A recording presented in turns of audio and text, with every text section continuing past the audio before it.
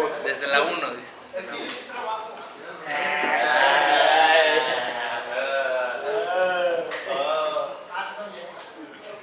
Ok, ahí va.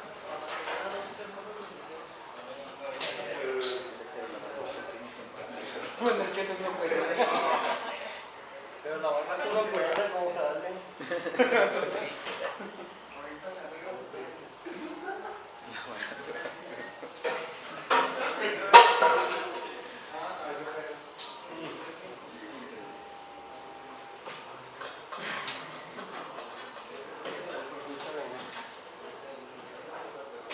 Ya era mucha belleza. Ya se puede lavar la mano.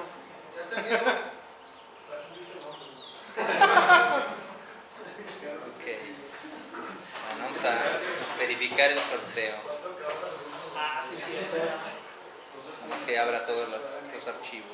Acabo de cancelar. Es del año pasado, güey. Ok.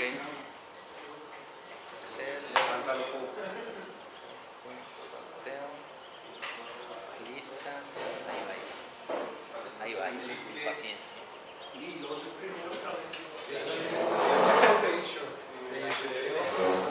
¿Cuál es el team?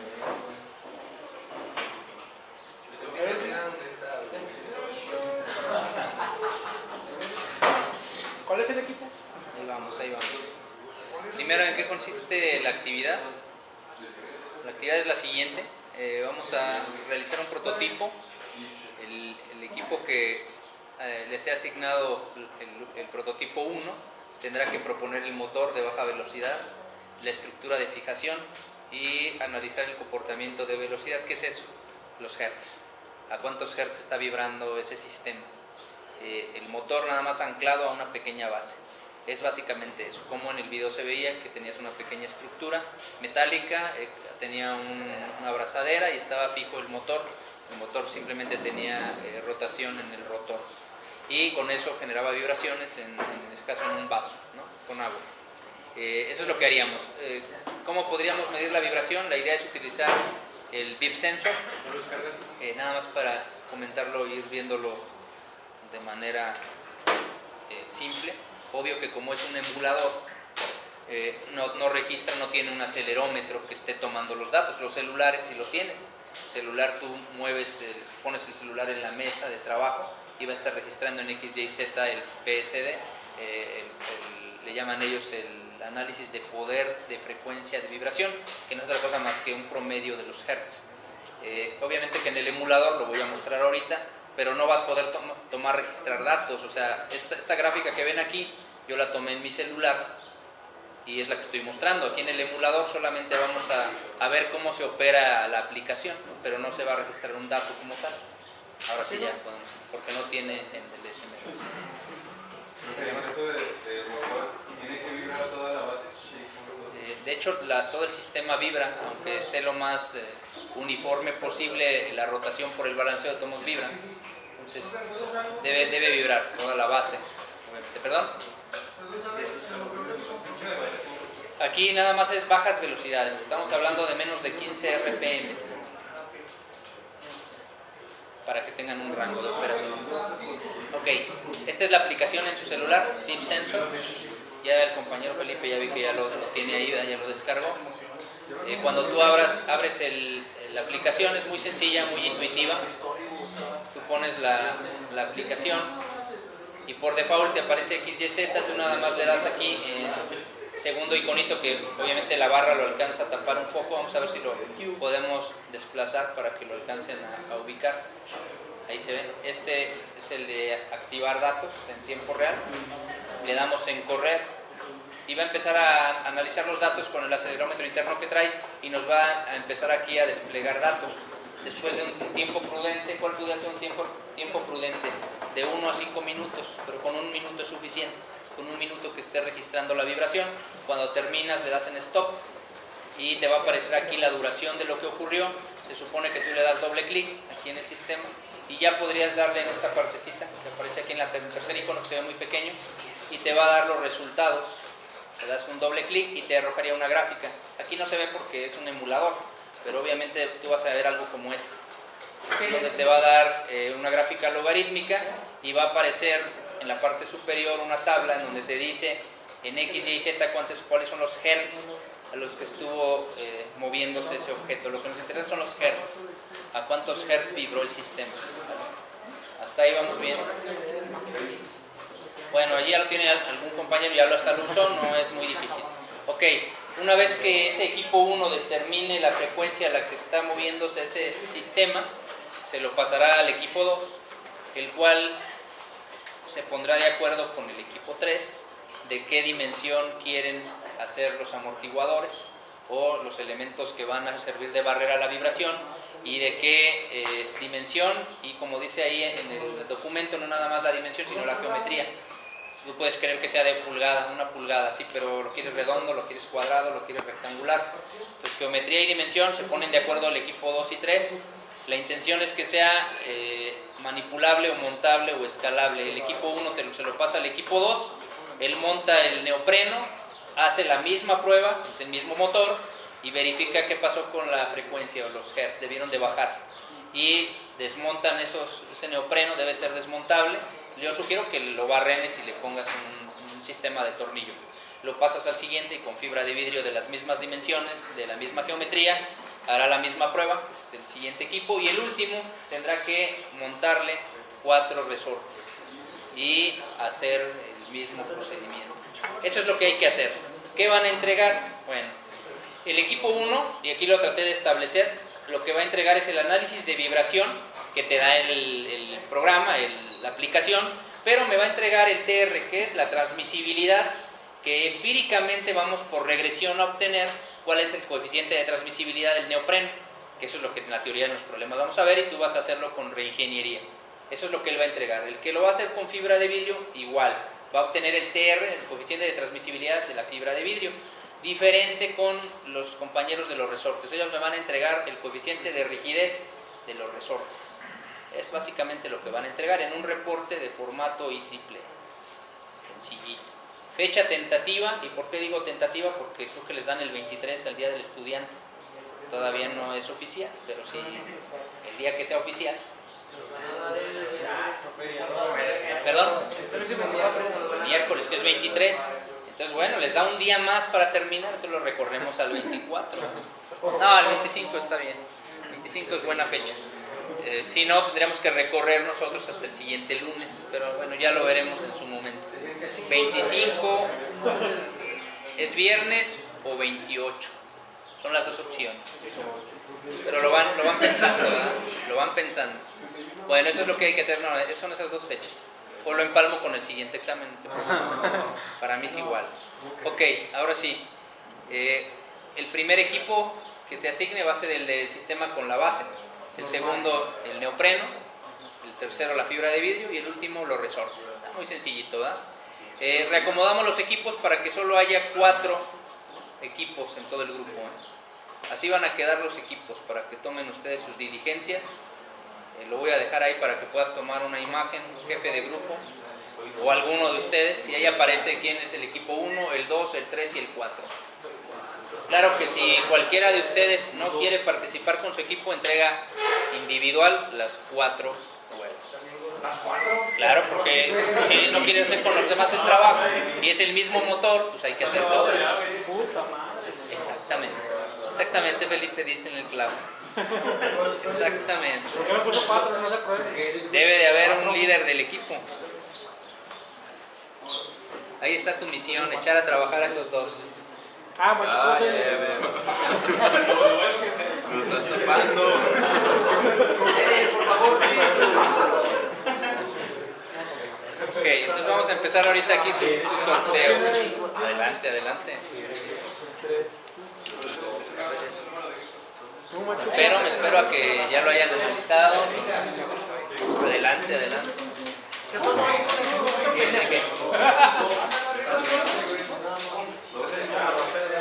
Listo, ahora sí. Equipo 1. Alba García, ¿está? Pásale, compañero. Tú vas a votar aquí a ver cuál te va a trabajas, tocar. perro, te vamos a sacar, pinche tatón. A ver, compañero, aquí, por favor.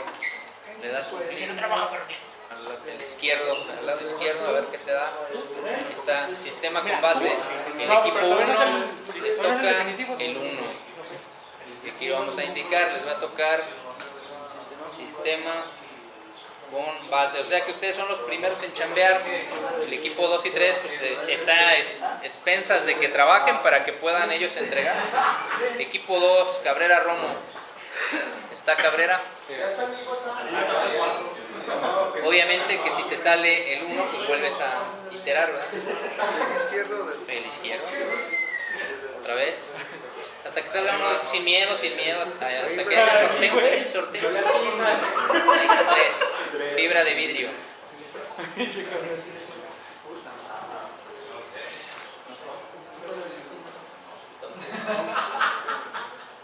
Díaz Vázquez.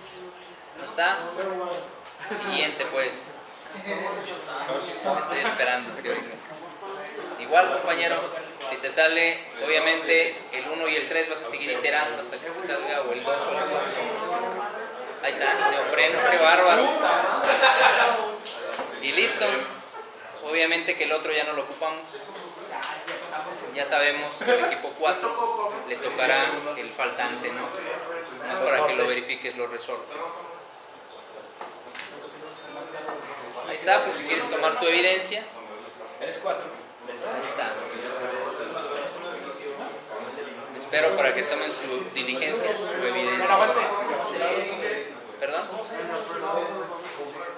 Ahorita, donde yo he visto neopreno, donde te venden el equipamiento para aire acondicionado, porque ellos lo usan para aislar, donde están las tuberías de pailería. También ahí puede ser. También en tapicería, en algunas partes de tapicería también lo usan. Fibra de vidrio, esa pues, en cualquiera de pintura. Cualquiera de pintura lo maneja. Fibra de vidrio. Listo. ¿Ya? ¿Podemos cerrar ahí, Felipe? ¿Listo? Bueno. ¿Ya? ¿Quién es 3? ¿Quién es 3? Aproximadamente de 15. Si lo haces de más se puede, sí, pero puede vibrar tanto que no vas a apreciar que lo amortigue realmente. Pues depende del que puedas conseguir, pero comúnmente bajas velocidades. Yo no sugiero necesariamente un motor reductor. Puede ser un motor de corriente directa, pequeñito, de un ventilador de 12 o 24 volts. No, pero es que cambias unas por otras. Si quiero baja velocidad y alta potencia o alto torque, la vibración no la vas a detener. Y si se mueve a gran velocidad, pero es muy ligero, la vibración es muy pequeña y la puedes minimizar. Entonces, si viste por eso les puse el ejemplo del proveedor. El proveedor está usando uno, muy seguramente ese que está ahí es de 12 volts, 24 volts. Y quizá es de 3000, 4000 RPM, pero no pesa nada. Entonces la vibración la frecuencia es muy alta y genera vibraciones muy pequeñas en amplitud, pero las puede minimizar con su producto. Si tú usas como mecánico un motor reductor, tiene baja velocidad pero una potencia muy grande, un torque, y ese torque te va a hacer que la vibración sea muy fuerte, muy pequeña en cuanto a la velocidad de desplazamiento, pero muy fuerte en cuanto a la fuerza con la que se mueve, y amortigua eso, vas a sufrir para amortiguarlo, porque va a ser con mucha fuerza el movimiento que sea lento. Entonces, prueben con alguno, no sé cuál hayan utilizado en algún proyecto, que les pueda servir, pónganse de acuerdo. Yo digo que sí. Vean este que está ahí, ese motorcito, gira no menos de 4000 RPM, pero tiene nada de torque, pura velocidad, porque por eso la vibración que observas es pequeña. Y la prueba es sencilla, ponlo a trabajar y pon un vaso con agua y se debe de observar la vibración. Eso es. Obviamente que tendrías que el que le toca la base, obviamente son dos bases, la base donde va el motorcito y donde va a estar el vasito con agua. ¿Sí me explico? Pero van a estar en la misma, ¿no? Solo que la hagas más larga para que esté ahí el vasito. Y tenga ya, depende cómo lo hace la Tiene que quedar en la misma para que... Puede ser, pero tú tienes que ya pensar en que tenga los barrenos para el siguiente, que le va a poner su neopreno, ¿no? Eso es. Por eso puse este de ejemplo. La base tiene que ser sólida, ¿verdad? Sí, que es no sólida. motive ningún... Es sólida. Esta de aquí es sólida. Base sólida. Tú puedes hacerla más grande y que ahí mismo al ladito pongas tu base. para que veas que está vibrando y se debe de amortiguar con los elementos que le pongas. Eso lo hace el primer equipo. Ya los demás pues, lo que hacen es un poquito más complejo en el cálculo, pero es menos chamba en la construcción. Nada más es simplemente barrenar sus elementos y fijarlos. Pero el cálculo es más complejo. Es más fácil el cálculo porque simplemente pones tu celular, cuánto vibró y ya. Pero lo construyes. Esa es la bondad. Ahí está. Ok, ahora sí vamos a continuar con la sesión. ¿No hay dudas hasta ahí de eso? Bueno, ya se conocieron, ya se identificaron. Ok, ahora sí. Vamos a continuar con los 4 ejercicios que vienen ahí de referencia. El primero dice sistema sujeto a una fuerza externa armónica diferente a la gravedad, obviamente, y que no tiene amortiguación. Es un caso ideal.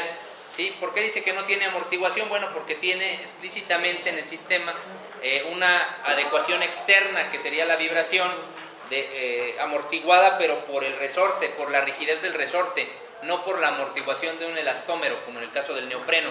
Este ejemplo le serviría al equipo 4, para que tengan una idea, ¿no? Es a lo que se refiere. ¿Qué datos nos da? Bueno, el peso.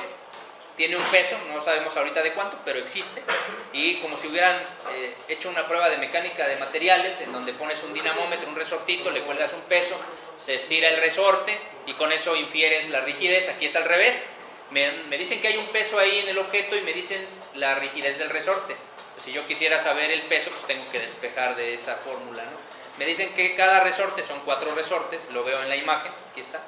Son 4 resortes, me dicen que la rigidez de los mismos es de 800 newton por cada metro.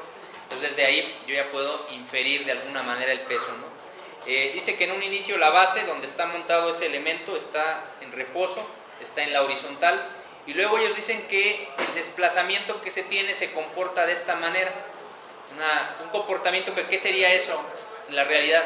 Sería un comportamiento de esa onda que me da el aparato el aparato del acelerómetro. ¿Qué nos da? Nos da una gráfica de hertz. ¿Y esos hertz qué son? Pues es el recíproco del tiempo. Y en función de qué está, si tú observaste la gráfica, creo que Felipe fue el único que lo probó, no sé quién más, lo descargó, tú lo descargaste. Allá también, compañeros, si tú ves la gráfica que te arroja, de un lado tienes hertz en la horizontal y en la vertical tienes PSD, dice Power Spectrum Vibration, lo vas a ver ahí, promedio del poder de vibración en el desplazamiento. Entonces la gráfica que te da es a qué frecuencia se mueve contra la deflexión que ocurre. Esa deflexión es eso que está ahí. Entonces de alguna manera esa ecuación matemática 10 seno de 8t es cómo se comporta. Tú lo tienes al revés. Si tú quisieras esa ecuación, ¿qué tendrías que hacer? Esa gráfica que te da, pasarla a un Excel y por regresión lineal, pues ¿a qué ecuación es? Es lo que tendrías que hacer. Bueno, para que estés entendiendo esto, ¿no? Ok, me dice que varía en función del tiempo. Ellos observan que la masa total del sistema con todo y su base es de 20 kilos, la total del sistema. Quieren saber el desplazamiento en vertical, el máximo, y quieren saber cuándo ocurriría una fractura en el sistema. Nosotros no vamos a llegar a eso. Ustedes no van a hacer su prototipo y a ver, dale más velocidad y dale más hasta que truene. No vamos a llegar a resonancia. ¿Se puede? Pues sí, sí se puede, pero tendríamos que alcanzar altas frecuencias, muy seguramente subsónicas, para fragmentar eso. Y tenemos que poner un motor de altísima velocidad y todo para destruirlo. Pues sería interesante, pero no hay el presupuesto. Entonces esa parte queda nada más en la teoría. Lo calculan con una fórmula general, eso está en un documento que les voy a anexar por si quieren ahondar en él. Y me dice que esa formulita de desplazamiento en función del seno de un ángulo, que es la fórmula general del comportamiento de una vibración de este tipo, simplemente la sustituyo sabiendo yo el desplazamiento máximo que se midió físicamente, cuánto se movió y cuál es la velocidad angular a la que está moviéndose el objeto, lineal o circular. En este caso, este objeto va a estar moviéndose debido a su trabajo. No sé si lo observan, es un instrumento de medición, entonces, como si fuera un osciloscopio, y en base a su propio trabajo, como la computadora vibra. Esa vibración tiene una frecuencia, esa es la frecuencia que nos daría el aparato, esa es la que aparece aquí. Lo que obtenemos es la frecuencia del sistema. Ojo, este valor tú lo puedes obtener directo de esto, en hertz, directamente, sin hacer esos 3 cálculos. Eso es lo que hace ahí. Una vez que tienen ya cómo se comporta la frecuencia, obtienen el máximo desplazamiento, que aparece como Y, dice máximo desplazamiento con respecto a una frecuencia circular, y está en función de la frecuencia circular, la frecuencia natural y el desplazamiento. Este es el máximo desplazamiento conocido. Este de aquí es la frecuencia del sistema y esta sería la frecuencia máxima que se encontraría y me daría este valor. ¿Ustedes cómo lo podrían obtener realmente ese dato? Es muy sencillo de saber. ¿Cómo podrías obtener cuánto se movió la onda de vibración en el agua? Pues hay muchas maneras. Una manera muy simple es teñir tu agua con algún colorante, ponerle algún colorante hasta de cocina para que se observe, porque es translúcida, y después de eso pues simplemente tomarle un pequeño video de frente al aparato, al motorcito junto con el vaso, cuando está en reposo el video y cuando se mueve, y después te vas a cualquier editor de video, el que conozcas, sea Camtasia, sea Tracker, sea el que sea, simplemente para que puedas mover los cuadros y observes de cero a la al máximo nivel de onda que se observa. Y ese va a ser este dato. Estoy siendo claro. Porque luego, ¿cómo lo obtengo? Pues vas y lo mides. Si tuviéramos aparatos más precisos aquí en instrumentación, pues los usaríamos, ¿verdad? Un proyector de sombras, un medidor ultrasónico, un sensor capacitivo. Pero como no, lo hacemos así. ¿Ok? Bueno. Una vez que yo tengo ese dato, porque lo ocupo este dato, saberlo, porque si no, este dato no lo van a saber. La frecuencia natural del sistema, ¿cómo lo saben ellos? Pues porque dijeron que hasta que fallara, ¿verdad?, el equipo, entonces lo ponen a funcionar hasta que llegue a una frecuencia tal que genere resonancia, y esos son los 12. Está operando a 8, le aumento la velocidad, llega un momento en que truena, ese es el de 12. Ustedes no podrían hacer eso, entonces vas a tener que obtener la altura a través de inferirla de algún dato, ¿no? Una vez que tienes eso en el sistema, me pasaría, de hecho me brincaría este dato, porque ellos lo hacen para obtener el valor de la onda o de la amplitud de desplazamiento con una ecuación diferencial. Nosotros esto no lo ocupamos, pero bueno, ahí aparece como los libros lo resuelven. Simplemente evalúan con los datos que les da de frecuencia máxima, que es ese 12.6, parten del reposo y obtienen cuánto valen las constantes A y B. Nosotros no ocupamos eso, directamente midiéndolo en el prototipo. ¿Por qué? Porque todo esto que hacen es para obtener la ecuación que representa el movimiento de vibración. Nosotros no ocupamos el dato, cuánto se movió, punto. Siguiente, lo que sí nos interesa, la frecuencia que causaría la resonancia. Y eso es muy interesante saberlo. Hay una ecuación, esta, que es la ecuación característica de la resonancia. Y si yo verifico el dato que nos dan ellos, cuando este valor que está aquí se iguale, el desplazamiento sea igual a 1 menos la razón de proporción de las frecuencias máximas al cuadrado, cuando todo esto sea un 1, se va a romper el dispositivo del que se trata. ¿Qué datos nosotros ya conocemos? Este delta lo conocemos, sí, este de valor, el desplazamiento, lo conocemos. ¿Cuál fue el desplazamiento máximo? Conocemos este valor, W0, la frecuencia a la que se mueve el sistema, los hertz, claro, convertir a radian segundo, lo conocemos. Conocemos el máximo desplazamiento que puede tener, sí lo conocemos. Diferenciar este y este de aquí. ¿Este cuál fue? Este valor, este desplazamiento. Fue el que nos dio el Beep Sensor. Nos va a dar el máximo desplazamiento y los hertz. ¿Y este de aquí cuál es? Este que aparece en el sistema. Este máximo desplazamiento del agua es el que ves con el video. Entonces, ¿cuál es mi única incógnita? WN, la frecuencia de resonancia. La despejas de esa ecuación. Eso es todo lo que hay que saber. ¿Cuál es? Desplazamiento que me da el acelerómetro. Este de aquí, ¿qué es? Este de aquí, W0. Es el mayor amplitud. Es la frecuencia a la que se mueve el sistema. La máxima es esta, máxima. Esta es la del agua. Y no vas a verificar, este es desplazamiento, este es frecuencia. Este máximo desplazamiento me lo da el Beep Sensor. Él le llama PSD, pero es el máximo poder de desplazamiento. Y este W0 es la frecuencia en hertz que me da el Beep Sensor. Y este de aquí es el que yo veo en el tracker, veo cuánto se mueve y en qué tiempo lo hizo, en los cuadros. Voy viendo cuadro por cuadro, cuántos segundos se tomó para llegar ahí. Lo divido, pues esa es la máxima frecuencia. WN es lo que yo te voy a pedir, y es lo que hay que despejar. Hasta ahí, ¿vamos bien? Pregunten si no, porque después yo ya no sé nada, yo nomás explico ahorita. Pregunta.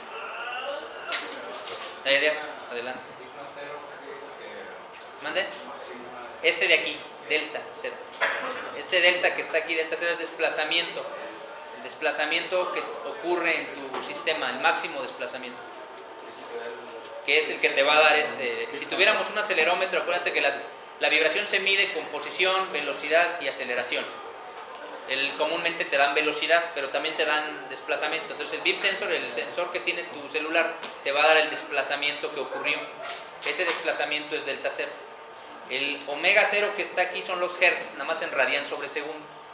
Es la frecuencia, también te la da la frecuencia a la que se está moviendo el objeto. Y esta que está aquí, esa Y es desplazamiento, pero le cambian el símbolo para no confundir. Es el máximo que ocurre en el sistema completo. ¿Cuál es el sistema completo? El vaso con agüita. Entonces es el que tú vas a ver con el video. ¿Cuánto se desplazó? Esa agua original, el espejo de agua, ¿cuánto tiempo se tardó en desplazarse? ¿Cuánto? Ese desplazamiento es el que aparece como máximo. ¿Y cuál es la duda? Este que está aquí, WN. Es el que hay que despejar. No está tan difícil, pero sí es chamba. Ese es el ejercicio para el equipo que va a generar el último sistema. Claro que no nada más es eso, ¿eh? ¿Por qué? Porque el de resorte todavía le falta cómo obtengo la rigidez, pero ese se va a ver más adelante. Hasta ahí apenas sé velocidad que puede causar resonancia, máximo desplazamiento, máxima frecuencia. Nada más, es lo único que sabemos. Ese es el ejercicio 1. ¿Dudas de eso? ¿No? Ok, ejercicio 2. Creo que no está tan tardado, son 4 ejercicios. Dice sistema sujeto a fuerza armónica externa, ahora sí con amortiguación. ¿Cuál es el caso? Pues el caso del neopreno, de la fibra de vidrio y cualquier otro.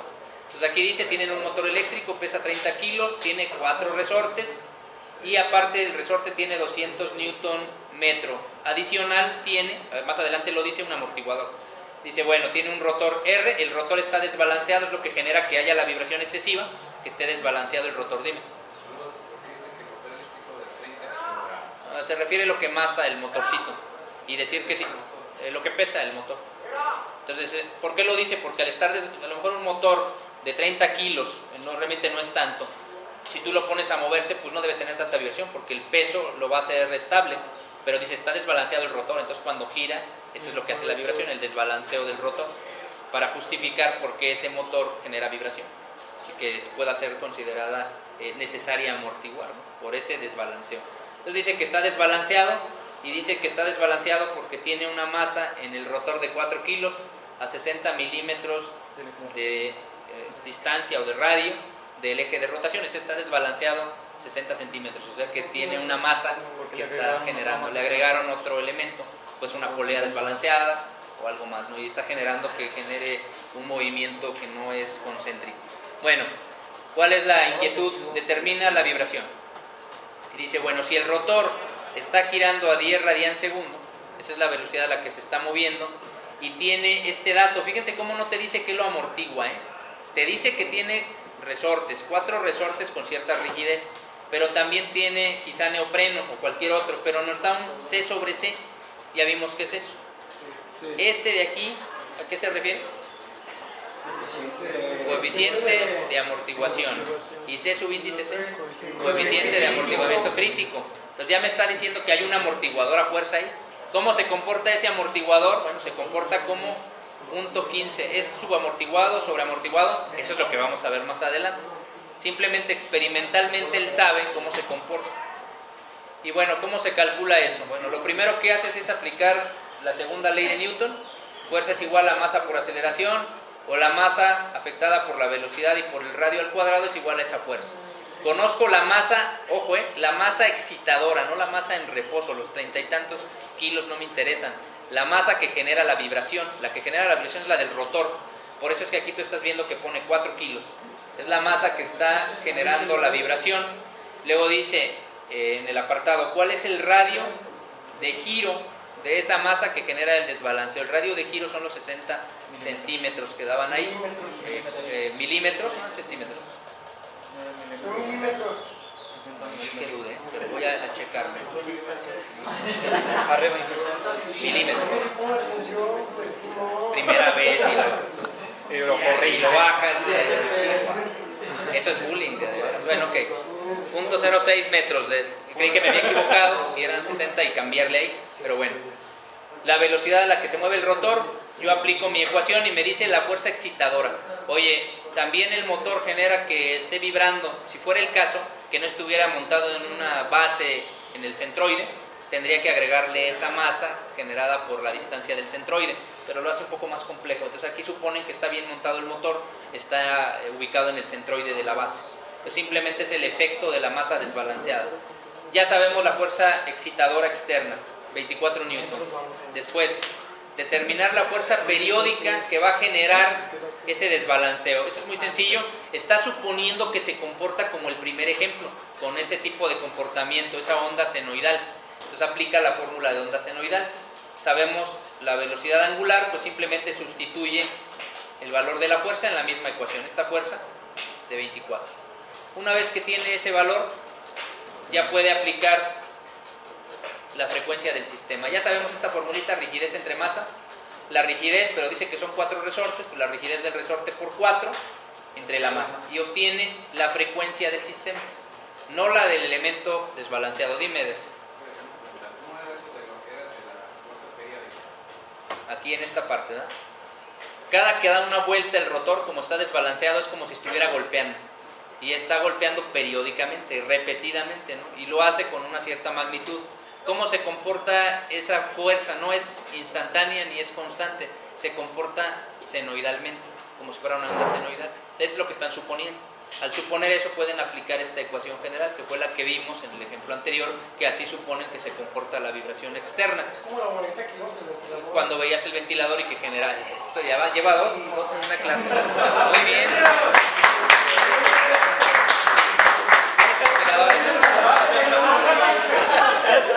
No, ya lo inhibiste, con eso ya no va a volver a participar. Ya para que entra. Es un técnico de vibraciones. Estás viendo, Machuca, que apenas está participando y lo vuelas. Pero tiene razón, efectivamente es como el ventilador. O sea, estuviera diciendo un disparate se lo diría, pero tiene razón, es como el del ventilador, que te da una onda senoidal, efectivamente. Es el desbalanceo de un álave. Aquí es el puro rotor. Ahí va, ahí va. Va pasando. Unidad 1. Ok. Siguiente, ya tenemos la frecuencia del sistema. ¿Cuál es la amplitud? Como lo que medíamos en el vaso. Si yo lo quisiera hacer analíticamente y saber esa amplitud, no lo hace a través de una fórmula sencilla, es una fórmula algo compleja, en la cual tú necesitas saber la frecuencia del sistema y la frecuencia del desbalanceo, que son las que antes nosotros llamábamos frecuencia del acelerómetro, contra la que queremos conocer que generó que el vaso se estuviera moviendo con la oscilación del agua. La formulita es muy sencilla, aquí está. Fuerza excitadora entre rigidez es igual a 1 entre la razón de proporción de las frecuencias más 2 veces el coeficiente de amortiguamiento o la razón de coeficientes de amortiguamiento entre la frecuencia o razón de frecuencias. Esa es la formulita, ahí está. Conozco todos los datos, sí. Fuerza externa ya lo habíamos calculado, rigidez de todos los resortes, 800. Conozco la frecuencia de desbalanceo, sí, son 10. La frecuencia de todo el sistema, sí, son 5.16. Conozco la razón de amortiguación, sí, me la dicen ellos experimentalmente, y ya puedo yo sustituir ahí. Hago las operaciones correspondientes y me dice que son aproximadamente 11 milímetros lo que se va a estar moviendo eso. ¿Qué es lo que nosotros vamos a ver ahí con la imagen? ¿Para qué tanto? Pero ellos lo hacen experimentalmente, no en laboratorio. Prácticamente 11 milímetros. A esa parte vamos. ¿Hasta ahí alguna duda? Pregunta, Eder, antes de continuar. Adelante. C, entre C subíndice C, me imagino. Se hace con un método numérico en laboratorio, en donde ellos obtienen una probabilidad de comportamiento. En realidad no hay una tablita que te diga, ahí está el C subíndice C para el neopreno. Hay un estimado y tú vas viendo si se parece, depende de cómo se comporte, cuánto se mueva en vertical, sabes en la gráfica, en la curva dónde estás ubicado, ahorita lo vas a ver en otro problema. Ya mero llegamos a esa parte. Ahorita él te lo da, punto 15, sí, pero ¿cómo sube? Dime. Donde está ahí la rigidez que multiplicó por 4, también va a ser para el neopreno, no arriba. Aquí, esta es la rigidez del sistema. Aquí es la rigidez de los resortes. También va a ser para el neopreno. No, el neopreno no tiene rigidez que se calcule. Se calcula el coeficiente de amortiguamiento o el factor de transmisibilidad, el TR, solamente los resortes. Y hay quien es muy purista y dice, no, el neopreno sí tiene rigidez, no, sí tiene rigidez, pero no se considera importante. Se considera importante su amortiguación, su retraso del desplazamiento en el tiempo. Igual para la fibra de vidrio. Ellos calculan el TR y en el resorte sí calculamos la rigidez. Ok, bueno. Sustituimos y obtenemos ya el valor de flexión o movimiento. Hasta ahí está sencillo. Ese fue el ejemplo 2. La duda obvia es cómo obtuvo ese punto 15. Vamos a ver un ejemplo que tengas ese dato. Siguiente, que no espero terminar todos hoy, pero al menos que lo avancemos. Dice determinar, y este se parece mucho al del neopreno. Dice 4 aisladores iguales, que es el caso. Dice en un ventilador de masa igual a 100 kilos que gira 980 CPM con un O a 16.33 Hz. Pues es lo que me daría el bip sensor, ¿no? De manera que la fuerza transmitida, y esto es lo importante, a su base, cuando el rotor está desbalanceado, o sea, y esto es lo interesante, la quinta parte de la fuerza centrífuga de desbalanceo. Caray, ¿qué quiere decir eso?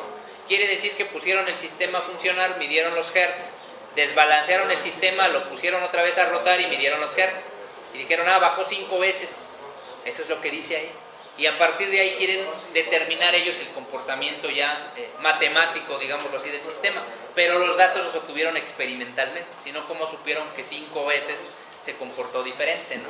Eso es a lo que se refiere y ese es el ejemplo en el que nos vamos a quedar, ¿no? Ya lo veremos, ya no nos da ahorita el tiempo, ¿sale? Pero nos vamos a quedar en el 3, que es el que nos dice de dónde se obtiene ese TR del que estamos hablando, ¿sí? O el C subíndice C o el SI. Para allá vamos. Y se supone que con esos 4 ejercicios deben ser capaces ustedes de abordar ese proyecto. Se supone. ¿Vale? Ahí está, nos vamos a quedar en ese 3. Pasan ¿Qué? ¿Qué quieres que te pasen? No, pues el documento ya lo debe tener tu jefe de grupo. Haz migas ahí con él o algo para que te lo facilite. Pero ya lo debe tener ese documento. Eran muchos. No abusen, ya no va a venir y tanto esfuerzo que hizo. Ya, compañeros, si le puedes desconectar ahí, por favor.